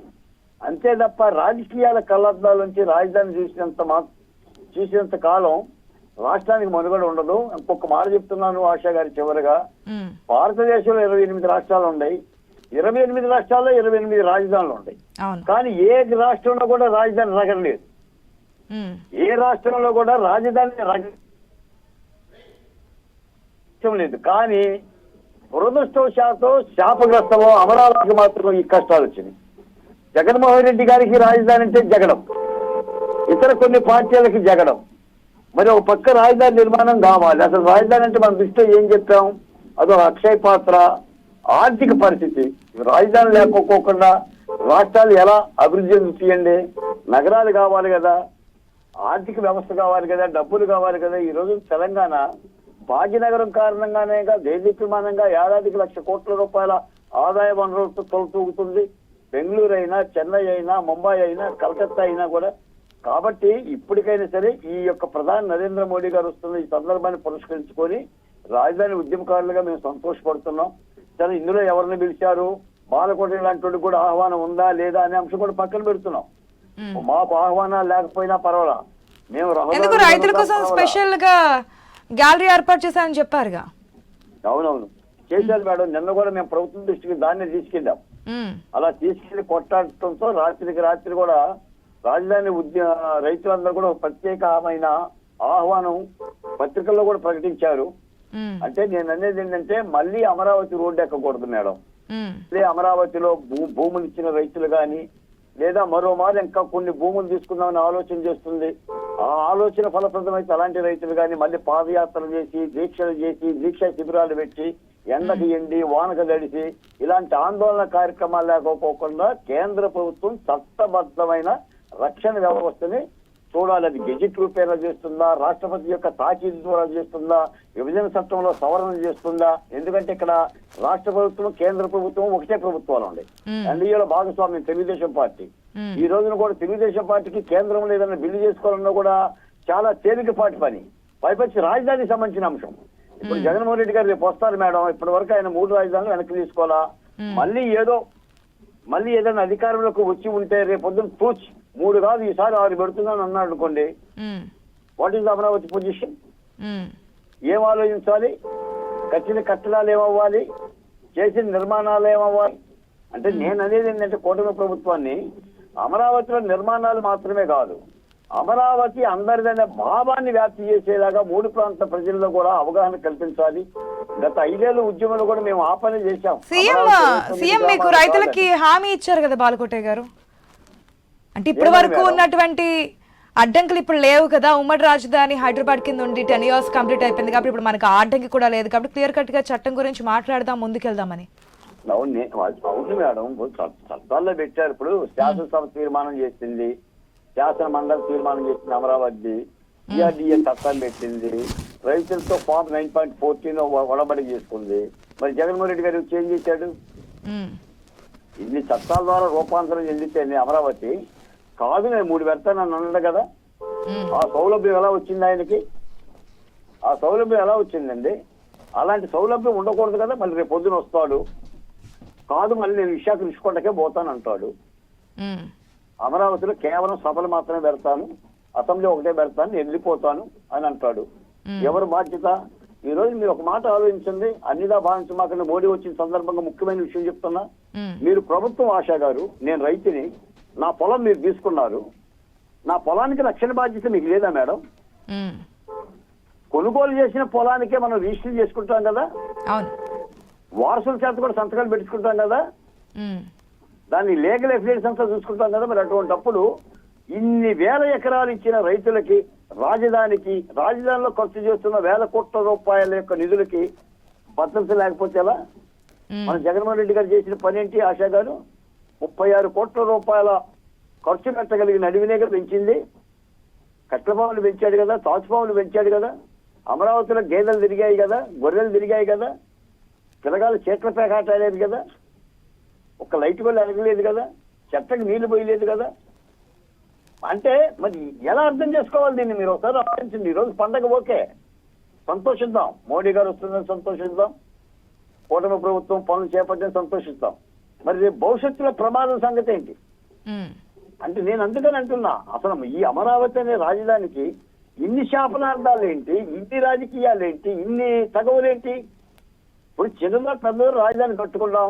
గత 5 ఏళ్ళు జగన్మోహన్ రెడ్డి గారు అక్కడుండే పరిపాలించాడు, చంద్రబాబు నాయుడు గారు కూడా అక్కడి నుంచే పరిపాలిస్తున్నారు. ఇప్పుడు మీరు ఇందాక అన్నారు ఆంధ్రప్రదేశ్ రాజధాని కళ తీరుతుంది అని. మా కళ ఇప్పుడు తీరటం ఏంటి? 5 ఏళ్ల కిందమే తీరింది. 8 ఏళ్ళు అయింది అమరావతి పెట్టి. కానీ మధ్యలో బ్రేకులు పడ్డాయి అదే కదా. అదే అంటే మా పాలకులే మా రాజధానిని విధ్వంసం చేస్తున్నారు. ఇప్పుడు జగన్మోహన్ రెడ్డికి అమరావతితో పేచీ లేకపోతే, తగు లేకపోతే అసలు ఈ ఇబ్బందులు ఉండేవి కావుగా, ఎంతో కొంత ముందుకు పోయేది కదా. మరి ఇప్పటికి కూడా జగన్మోహన్ రెడ్డి గారు ఈ సభకి వెళ్తాంలా, ఆయన ఆహ్వానించారో లేదో నాకు తెలియదు కానీ సభకి వెళ్తాంలా ఆహ్వానించారు, రావట్లేదని క్లారిటీ ఉందా బాలకోటే గారు మీకు? ఆయన అయితే వెళ్ళటం లేదని క్లారిటీ అయితే ఉందా మేడం? ఓకే, వెళ్ళటం లేదు కదా, ఆయన వెళ్ళడు కూడా, వెళ్ళలేడు కూడా, గతంలో కూడా వెళ్ళలేదు. అంటే ఇప్పుడు ఆయన్ని నేను ఎలా వర్ణించాలో కూడా అర్థం కావట్లా. తాను పట్టిన కుందేటికి 3 కాళ్ళు అనే ధోరణిలో ఉన్నాడు తప్ప ఇప్పటికి కూడా 3 రాజధానులు అనే మాటని సమీక్షించుకోవటం కానీ, వెనక్కి తీసుకోవటం కానీ, పోనీ అమరావతిలో సజెషన్లు ఇవ్వటం కానీ ఏమీ లేదు. మరి ఆయన ఏమంటున్నాడు? వస్తేనే పోలీసుల గుట్లెప్పచేస్తా, వాడిని లోపలేస్తా, వీడిని లోపలేస్తా అనే మనిషి మరి పొద్దున అమరావతి మీద ఏం చేస్తా? అదే కాబట్టి ఒక విధమైన ఒక భయాందోళన ఏంటంటే, జగన్మోహన్ రెడ్డి గారిని చూస్తే మీకు పారిశ్రామికవేత్తలు భయపడటానికి, లేదంటే అమరావతిలో రైతులు రేపటి భవిష్యత్తు ఏంటని భయపడటానికి, లేదు చంద్రబాబు నాయుడు గారిని విభజన చట్టంలో పెట్టేదని భద్రత కలిగించండి చెప్పి అంటానికి కారణం ఏంటి? ఒక విధమైన భయం ఉంటుంది. కాబట్టి ఈ భయాల నుంచి మోడీ గారు విముక్తి కలిగించాలి. అమరావతికి రక్షణ కవచంగా మోడీ గారు స్పష్టమైన ప్రకటన చేయాలని మాత్రం అమరావతి బహుజన జేఏసీగా ప్రధాని నరేంద్ర మోడీ గారు వెయిట్ చేసి చూద్దాం. బాలకోటే గారు అందరూ అనుకున్న విధంగానే ఈ రోజు ఏదైనా హామీలు కురిపిస్తారేమో అనేది వెయిట్ చేసి చూద్దాం. థ్యాంక్ యూ అండి, థ్యాంక్ యూ సో మచ్. ప్రధాని మోదీ మరికొన్ని గంటల్లోనే ఏపీకి రాబోతున్నారు. అయితే దీనికి సంబంధించి కూటమి ప్రభుత్వం కూడా పకడ్బందీగా ఏర్పాట్లు అయితే చేసింది. అన్ని రకాలుగా మనం చూస్తున్నాం, ఏదైతే సేఫ్టీ పరంగా కావచ్చు, భద్రతకు సంబంధించి కావచ్చు, అటు రాబోతున్నటువంటి ప్రజానికానికి సంబంధించి కావచ్చు, ఎక్కడ ఎటువంటి ఇబ్బందులు తలెత్తకుండా అయితే ఏర్పాట్లు అయితే చేశారు. మరి ప్రధాని వస్తున్నారు. రాజధాని గతంలో మనందరికీ తెలిసిందే. ఇప్పుడు మళ్ళీ పునర్నిర్మాణ పనులకు సంబంధించి శంకుస్థాపనలు, ప్రారంభోత్సవాలు చేయబోతున్న దాదాపుగా 1,00,000 కోట్ల వరకు కూడా దాదాపుగా 1,00,000 కోట్ల వరకు కూడా ఉన్నాయి. అది జాతీయ రహదారుల విషయం కావచ్చు, ఇళ్ల సముదాయాల విషయాలు కావచ్చు, వీటన్నిటికీ సంబంధించి 1,00,000 కోట్ల వరకు దాదాపుగా నిర్మాణ పనులకి శంకుస్థాపనలు, ప్రారంభోత్సవాలు చేయడానికైతే ప్రధాని మోదీ రాబోతున్నారు. కానీ రైతుల నుంచి కొన్ని డిమాండ్స్ అయితే వినిపిస్తున్నాయి. ఎందుకంటే వారికి గతంలో వచ్చినటువంటి కొన్ని అంశాలను దృష్టిలో పెట్టుకున్న తర్వాత ఏ విధంగా ఉండబోతుంది నెక్స్ట్ అనేది తెలియనటువంటి సిచ్యువేషన్లో ఒక భయంతో అయితే వారి యొక్క ఆవేదన తెలియజేసినటువంటి సిచ్యువేషన్. అందే సత్యం గారు ఉన్నారు, పొలిటికల్ అనలిస్ట్, మనతో మాట్లాడడానికి. నమస్తే సత్యం గారు. నమస్తే అండి. సత్యం గారు, చూస్తున్నాం ఓకే వస్తున్నారు, గతంలోనూ చూసాం, ఇప్పుడు చూస్తున్నాం. ఇప్పుడు ప్రజలు కోరుకున్నది ఒకటే, రాష్ట్రం డెవలప్మెంట్ జరగాలి అనేది.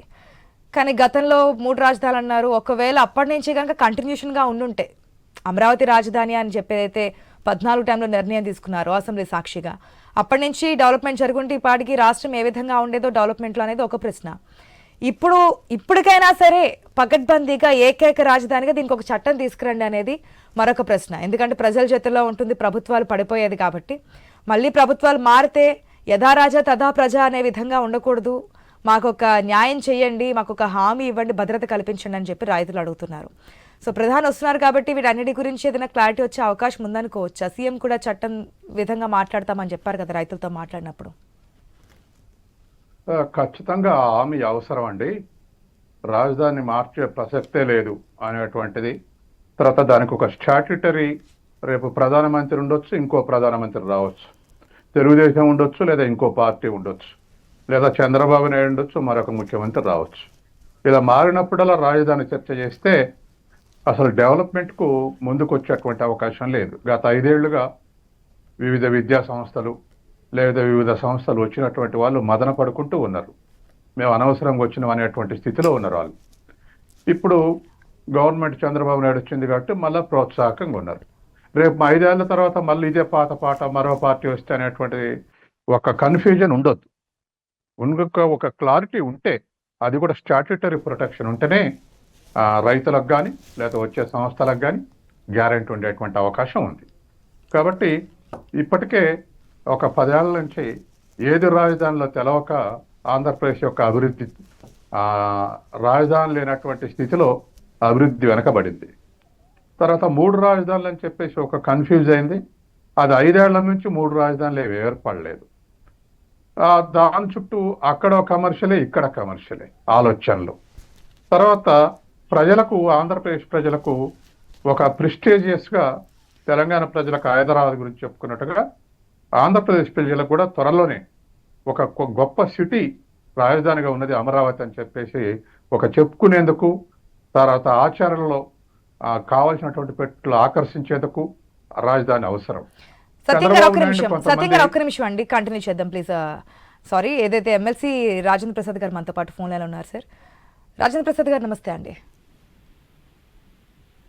చెప్పమ్మా. రాజేంద్ర ప్రసాద్ గారు, ఏదైతే ఏపీ క్యాపిటల్ కళ నెరవేరబోతోంది, అమరావతికి అడుగులు పడుతున్నాయి, మోదీ వస్తున్నారు, శంకుస్థాపన చేయడానికి, ప్రారంభోత్సవాలు చేయడానికి వస్తున్నటువంటి సిచ్యువేషన్ మనకు కనిపిస్తోంది. సో నెక్స్ట్ డెవలప్మెంట్స్ ఏ విధంగా ఉండబోతున్నాయి అనుకోవచ్చు? పరిశ్రమలు ఇక ముందు క్యూ కడతాయి అనుకోవచ్చా క్యాపిటల్ సిటీ వచ్చిన తర్వాత? ముందు ప్రధానంగా ఈరోజు మోడీ గారిని ఆహ్వానించడానికి పెద్ద ఎత్తున రాష్ట్ర నలుమూలల నుంచి కూడా దీన్ని రాజధానిగా కొనసాగించడానికి, పునఃప్రారంభించుకోవడానికి ఆహ్వానించడం జరిగిందమ్మా. ఈ నేపథ్యంలో ఆయన రావటం అనేది ఏదైతే మన కాన్సెప్ట్ ఏదైతే ఉందో, ఇప్పుడు పెద్దలు కూడా చెప్పినట్టుగా దాన్ని చట్టాన్ని చేయాలి లేకపోతే ఏం చేయాలి అనే దానికి కూడా వీళ్ళన్నిటికీ ఆన్సర్ మనం ఏంటంటే మన ఆలోచనని చాలా స్పష్టంగా చెప్తా ఉన్నాం. ఒకే రాజధాని, ఒకే రాష్ట్రం అని చెప్పి దాన్ని కొనసాగించేదానికే ఈ రోజున పునఃప్రారంభం అనేది కూడా పెట్టుకున్నది. ఖచ్చితంగా ప్రజల యొక్క ఆలోచనలకు అనుగుణంగా ఒకే రాష్ట్రం, ఒకే రాజధాని అనేది, అది అమరావతి రాజధాని ప్రజా రాజధానిగా కొనసాగింది. దీనివల్ల ఏంటంటే సుస్థిరమైనటువంటి ప్రభుత్వం ఎప్పుడైతే ఉందో, పాజిటివ్ థింకింగ్ ఎప్పుడైతే ఉందో, గుడ్ గవర్నెన్స్ అనేది ఎప్పుడైతే ఈ రాష్ట్రంలో జరుగుతా ఉందనే భావన ప్రజలకి, అదేవిధంగా ఎవరైతే పెట్టుబడిదారులు పెట్టుబడులు పెట్టే ఆలోచన ఖచ్చితంగా వస్తుంది. ఇప్పటికే ఆ సైన్ కనపడతా ఉంది. ఇంతకు ముందే ఒక 6,80,000 కోట్లు పెట్టుబడులు రావటం జరిగింది. ఇంకా ఫర్దర్ గా కూడా వస్తాయి. ఎక్కడ పెట్టాలి, ఏ రకంగా పెట్టుకోవాలి, రాజధాని ప్రాంతంలో ఎన్ని ఉండాలి, బయట ఎన్ని ఉండాలి, ఇట్లాంటి అన్నింటిని కూడా డీసెంట్రలైజేషన్ చేసుకుంటూ డెవలప్మెంట్ అనేది అన్ని జిల్లాలకు కూడా ఉండాలన్నది గతం నుంచి మన అభిప్రాయం. దాన్ని పక్కదావ పట్టించారు కానీ ఒక రాజధానికే పరిమిత అయ్యి ఆలోచన కాదు. ఖచ్చితంగా ఈ రాష్ట్రంలో అన్ని వర్గాలకి, అన్ని వర్ణాలకి, అందరికీ కూడా అభివృద్ధి చెందేలాగా, ఉద్యోగ వసతులు కల్పించేలాగా, నిరుద్యోగ వృత్తిని కొనసాగించకుండా వారికి ఉద్యోగాలు వచ్చేలాగా చేయాలనేదే ఈనాడు ఈ ప్రభుత్వం యొక్క సంకల్పం. ఆ నేపథ్యంలోనే మనం తీసుకునే నిర్ణయాలన్నీ కూడా విజన్ 2047 అనేది, గతంలో విజన్ 2020 ఏ రకంగా అయితే మనం ఆ రోజున ప్రవేశపెట్టామో దాన్ని ఇంప్రూవ్డ్ అదే విధంగా ఈ రోజున ఈ రకంగా మనం పెట్టుబడులు ఆహ్వానిస్తే 20 లక్షల ఉద్యోగాలు ఏ హామీలు ఇచ్చామో ఆ హామీలు నెరవేర్చడానికి అవకాశం ఉంటుంది. ఖచ్చితంగా ఈ రోజున ఈ రాజధాని అనేది నిర్మాణము కొనసాగిస్తూ ఉంటే ప్రజలకు ఒక నమ్మకం వస్తుంది. ఆ నమ్మకానికి మనం మిగతా అంశాలన్నింటినీ ప్రభుత్వ పరంగా ఏం చేసుకోవాలనేది ఈ రోజున చాలా స్పష్టమైనటువంటి అవగాహనతో ప్రతి అడుగు వేస్తా ఉంది ఈ కూటమి ప్రభుత్వం. మరి ముఖ్యంగా చంద్రబాబు నాయుడు గారి యొక్క సుదీర్ఘ రాజకీయ అనుభవం, అదేవిధంగా అడ్మినిస్ట్రేటివ్ గా అనుభవం, ఏ రకంగా వీటిని తెచ్చుకోవాలి, వీటిని ప్రజలకి సంపదను సృష్టించాలి, ఆ సంపదని ఏ రకంగా ప్రజలకు పంచాలనే స్పష్టమైన ఆలోచన కలిగినటువంటి ప్రభుత్వం ఈనాటి ప్రభుత్వం. అందుకని మనం తీసుకున్నటువంటి నిర్ణయాలు ఈ 9 నెలల కాలంలో ప్రతి అంశంలో కూడా సంక్షేమాన్ని ఒక పక్కన, అభివృద్ధిని ఇంకొక పక్కన, తర్వాత ఏ పెండింగ్ ప్రాజెక్టులు ఉన్నాయో ఆ ప్రాజెక్టులని పోలవరంలో కానీ, లేకపోతే ఇప్పుడు అమరావతి విషయంలో కానీ, లేకపోతే ఇండస్ట్రీస్ ని ఎస్టాబ్లిష్ చేసే కానీ, బయటకు వెళ్ళిపోయిన ఇండస్ట్రీస్ ని తెచ్చుకునే విషయంలో కానీ చాలా స్పష్టంగా ఈ రోజున ఈ ప్రభుత్వం నిర్దిష్టమైనటువంటి వైఖరిని అవలంబిస్తుంది అనేది మనకు అనిపిస్తున్నటువంటి అంశం. అందుకనే మనం ఈ రోజున ఏది గమనించినా కూడా ఏ ఆస్పెక్ట్స్ లో, వెల్ఫేర్ ఆస్పెక్ట్స్ లో కానీ, లేకపోతే పొలిటికల్ ఆస్పెక్ట్ కానీ, అడ్మినిస్ట్రేటివ్ ఆస్పెక్ట్స్ లో కానీ, డెవలప్మెంటల్ ఆస్పెక్ట్స్ లో కానీ ఈ రోజున ప్రతిదీ కూడా గతంలో ఏదైతే తప్పులు జరిగినాయో, వ్యవస్థలన్నీ నాశనం అయిపోయినాయో, అంధకారం అయిపోయినాయో వాటిలన్నింటినీ గాడిలో పెట్టుకుంటూ ఈ రోజున మోర్ ఫోకస్డ్ గా వెళ్లాల్సిన అవసరం వస్తుంది. సో ప్రజలు మీ మీద పెట్టుకున్న నమ్మకాన్ని వమ్ము చేయకుండా నిలబెట్టుకుంటామంటారు? ఖచ్చితంగా అమ్మా, it's our responsibility, it's our bounded duty to keep up the promise what we have given to the people. Okay sir, thank you so much. ఆ విధంగానే ముందుకు వెళ్ళాలి, డెవలప్మెంట్ జరగాలని చెప్పి కోరుకుంటున్నాం. Once again thank you. Satyam garu, okay, development జరుగుతుందా, జరగదా? జరగాలి. ఎందుకంటే గతంలో జరిగినటువంటి కొన్ని నిర్ణయాలు, ప్రభుత్వాలు మారడం, ఇంతకుముందు చాలామంది ఎమ్మెల్యేలతో, కూటమి నాయకులతో మాట్లాడినప్పుడు ప్రతి ఒక్కరికి న్యాయం జరిగే విధంగా ఉంటుంది, ఇప్పటి నుంచి రాష్ట్రం యొక్క విధి విధానాలే మారిపోయే విధంగా ఉంటుంది అని చెప్పేసి అంటున్నారు. మనం కొంతమందితో ఒకటండి, ఇప్పుడు మోడీ వచ్చిపోవటం ఇంపార్టెంట్ కాదు, కేంద్ర ప్రభుత్వం ఎంత సహాయం చేస్తుంది, ఆ సహాయం మళ్ళీ రీపే చేసే లేకుండా గ్రాంట్ ఇస్తుందా, లేదా సహాయం చేసి మళ్ళీ తిరిగి ఇవ్వమంటుందా, ఇది క్లారిటీ ఇవ్వాల్సినటువంటి అవసరం ఉంది. ఎప్పుడో మోడీ వచ్చి ఆనాడు వచ్చి 10 ఏళ్ల సంధి 15,000 కోట్లు ఇస్తామన్నారు, అందులో కొంత సహాయం చేశారు, కొంత అట్లే పడవబడి ఉంది. మళ్ళీ ఇప్పుడు వస్తే 15,000 కోట్లే ఇస్తారా, ఇంకెక్కువ ఇస్తారా? కేంద్ర ప్రభుత్వం ఇస్తే అది గ్రాంట్ రూపంలో ఇస్తారా, మళ్ళీ రీపే చేసేటువంటి పరిస్థితులు ఉంటాయా?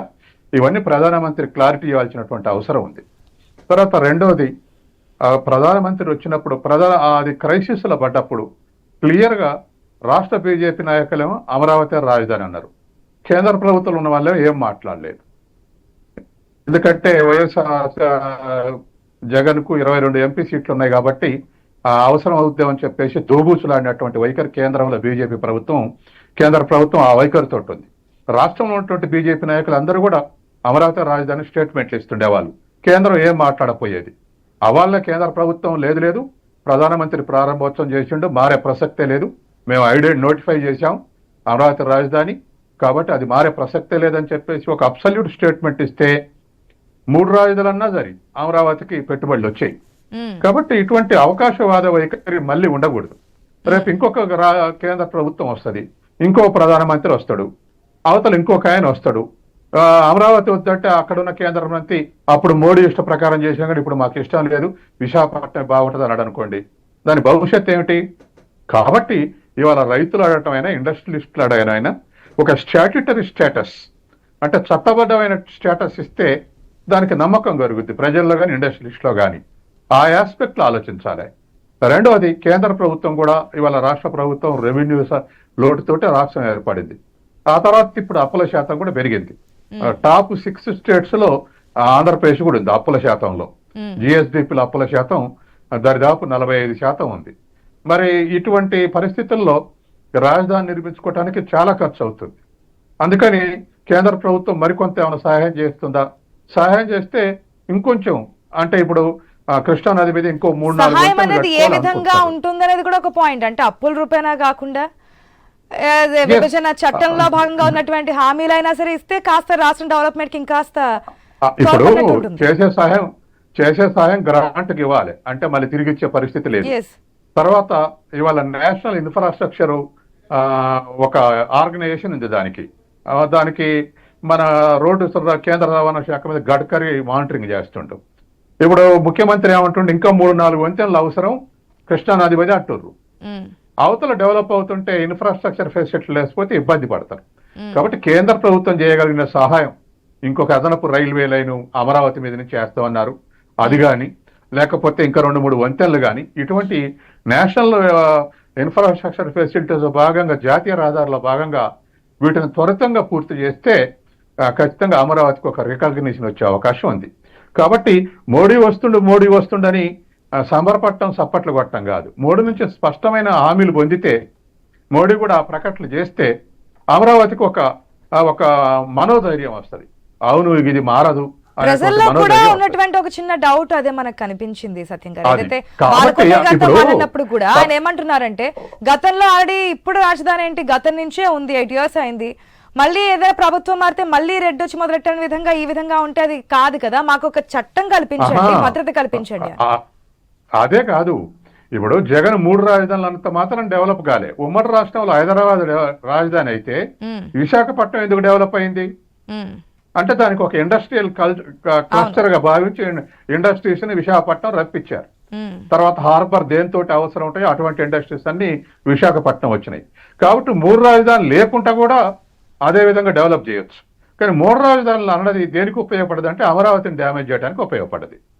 కాబట్టి ఇవాళ అటువంటి చర్చ లేకుండా కేంద్ర ప్రభుత్వం నుంచి ఏం సహకారం ఇచ్చి ఒక స్టాట్యుటరీ హామీ ఇచ్చి ఇంకా మారే ప్రసక్తి లేదు, కేంద్ర ప్రభుత్వం ఒప్పుకోదు, మేము ఈ చట్టం చేస్తామని చెప్పేసి డిక్లేర్ చేసి ఏం సహాయం చేస్తాం అందులో గ్రాంట్కి ఇచ్చేది ఏందో అది కూడా డిక్లేర్ చేస్తే మోడీ వచ్చిన దానికి ఫలితం ఉంటుంది. అంతే తప్ప ఏదో పొగడతలు బొగిలి వీళ్ళని మోడీ బొగిలితో వచ్చేది ఏం లేదు. కాబట్టి ఆ ఆస్పెక్ట్ లో ఇవాళ ఖచ్చితంగా రాష్ట్ర ప్రభుత్వం కానీ బీజేపీ సన్నిహితంగా ఉండేటువంటి పవన్ కళ్యాణ్ కానీ లేకపోతే పురంధేశ్వరి కానీ వీళ్ళందరూ కూడా ఆయన కన్విన్స్ చేసి ఇటువంటి హామీలు పొందాల్సినటువంటి అవసరం అయితే ఉంది. అప్పుడు మాత్రమే అమరావతికి ప్రయోజనం చేకూరుతుంది. ఎంతవరకు అనుకోవచ్చు అంటే ఇప్పుడు ఉన్నటువంటి సిచ్యువేషన్స్ లో పక్క రాష్ట్రాల్లో కూడా చెప్తూ ఉన్నారు ఏపీకి మీరు ఎక్కువ ప్రాధాన్యత ఇస్తున్నారని చెప్పి. At the same time NDA కూటమి వస్తే కానీ డెవలప్మెంట్ ఏ విధంగా ఉంటుందనేది రాజకీయాల్లో పర్యటనలో చెప్పినటువంటి అంశం. సో దాని విధంగా చూసుకున్న ఎన్డీఏ గవర్నమెంట్ మనకి కేంద్రంలో రాష్ట్రంలో కూడా ఉంది కాబట్టి ఆ విధంగా చూడకూడదండి. మా ఎన్డీఏ గవర్నమెంట్ వస్తేనే డెవలప్ చేస్తాం అనేది ఉండకూడదు. కాంగ్రెస్ వచ్చి మేము మా రాష్ట్రాలు చేస్తాం, ఎన్డీఏ వచ్చి మా రాష్ట్రాలు చేస్తాం అంటే అది జాతీయ సమగ్రతకు దెబ్బ. అలా చూడకూడదు. రాష్ట్రంలో ఎలక్షన్స్ టైంలో బీజేపీ చేసినటువంటి ప్రచారాలు అవే కదా, ఎన్డీఏ కూటమి వస్తే కనుక ఏ విధంగా ఉంటుందనేది. అవును, డబుల్ ఇంజన్ సర్కార్ అంటుర్రు. అటువంటి నినాదాలు కరెక్ట్ కాదు. కాంగ్రెస్ అన్న కరెక్ట్ కాదు, బీజేపీ అన్న కరెక్ట్ కాదు. అన్ని రాష్ట్రాల మీద సమదృష్టి ఉండాలి, అన్ని ప్రాంతాల మీద సమదృష్టి ఉండాలి, అందరూ ప్రజలే. కాబట్టి ఇది యూనియన్ ఇది స్టేట్స్ తోటి ఏర్పడినటువంటి భారతదేశం, అన్ని రాష్ట్రాల ఇష్టంతో ఏర్పడ్డ భారతదేశం. కాబట్టి మా రాష్ట్రం మీ రాష్ట్రం అనుకోవడానికి వీల్లేదు. తర్వాత రెండవది ఆంధ్రప్రదేశ్కి ఎక్కువ చేస్తుర్రు అన్నప్పుడు సహజంగానే మాకు ఐఎంఎం పెట్టారు, ఐఐటీలు పెట్టారు కొత్తగా. తర్వాత ఇప్పుడు పోలవరం రాజధానికి ఎస్టిమేషన్ పెరుగుతా ఉంటే ఇచ్చుకుంటా పోతారు. ఇప్పటికే 50,000 కోట్ల వరకు ఎస్టిమేషన్ పెరిగింది. ఇంకా 10-20 అంటే 70,000 కోట్లు కూడా ఇస్తుంది. మాకేమట్లేదనే ఫీలింగ్ పక్క రాష్ట్రాలు ఉంటాయి కానీ పోటీ పెట్టాల్సిన పని లేదు. ఆంధ్రప్రదేశ్కి పోటీ పెట్టి ఆంధ్రప్రదేశ్ నెగిటివ్ గా ఆలోచించాల్సిన పని. తెలంగాణ వాళ్ళు ఏదైనా అవసరం ఉంటే ఇప్పుడు త్రిబుల్ వచ్చింది, త్రిబుల్ శాంక్షన్ చేస్తున్నారు. త్రిబుల్ దరిదాపు ఒక 30,000 కోట్ల ఎస్టిమేషన్ అవుద్ది. అది స్పెషల్ గా తెలంగాణకే ఇస్తున్నారు. కాబట్టి ఇవాళ ఆంధ్రప్రదేశ్ మీద నెగిటివ్ స్టేట్మెంట్ ఇవ్వాల్సిన లేదు. కానీ మాకు కూడా తెలంగాణకు ఇవ్వండి ఫలాంది, లేదా ఒక జాతీయ ప్రాజెక్ట్ ఇవ్వండి, ఇటువంటి అడగొచ్చు. అంతవరకు అభ్యంతరం లేదని పక్క రాష్ట్రాల మీద వేయాల్సినటువంటి అవసరం లేదు. అలా ఒక రాష్ట్రానికి ఇంకో రాష్ట్రం పోటీ పెట్టి కూర్చోవాల్సినటువంటి అవసరం లేదు. ఓకే, మోదీ రావడం కాదు, మరి రాష్ట్రానికి ఎటువంటి హామీలు ఇస్తారు, ఎటువంటి వరాలు ఇస్తారు, శాశ్వతంగా ఏదైనా పరిష్కారాలు చూపిస్తారా అనేది అయితే వెయిట్ చేస్తున్నారు. మీరు చెప్పిన విధంగా మరి అటువంటి ఏమైనా వస్తాయేమో వెయిట్ చేసి చూద్దాం. సత్యం గారు, థ్యాంక్ యూ అండి. Thank you so much Sachin గారు.